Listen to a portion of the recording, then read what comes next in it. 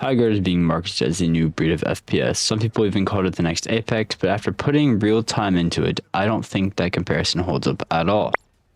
Anyway, what's up everyone? Today we're breaking down HighGuard, the impression it left on me, what it actually does right versus the issues that are seriously holding the game back. Alright, so I put more than probably a couple hours in this game, and I'll give the game where credit is due. HighGuard is bold, fighting while mounted on massive animals, sliding and shooting, and trying to make traditional FPS gunplay with the high mobility combat system that's in HighGuard. That's quite ambitious. The problem is the game feels severely underbaked, and a lot of people thought this was going to be the next Apex Legends, and I strongly disagree. In HighGuard, it takes nearly an entire magazine just to down one player, and then you add armor on top of that, except unlike Apex, there's no real way to heal yourself.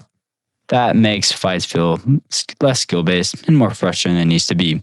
Basically, they definitely need to balance these weapons out, like this kill or the kill time, or I don't even know. They need to make it where you heal yourself or add something to where you can heal yourself. Now, the game is free to play. And that's honestly doing it a lot of favors, because if I had to pay full price for this, I'd be more annoyed than I was buying Black Ops 6. There are just too many underdeveloped systems in this game that outweigh the few solid quality of life ideas that actually work. What makes it worse is that a lot of the problems are quality of life issues, such as a very small weapon pool, a limited warden roster, and a strict 3v3 mode that makes absolutely no sense for the maps that are this big. These are considered small maps, and the devs have clearly never seen the stakeout map from Black Ops 6. That said, the movement system is actually pretty fun. Mounting, sliding, like Apex, chaining mobility together, it all feels pretty decent. The gunplay is okay too, even if the damage tuning feels off. What really pushes me over the edge, though, is the teammates completely ignoring the objective. Instead of securing the shield breaker, they're off looting, which leaves the entire match hanging on an airdrop. And that airdrop, it's painfully slow.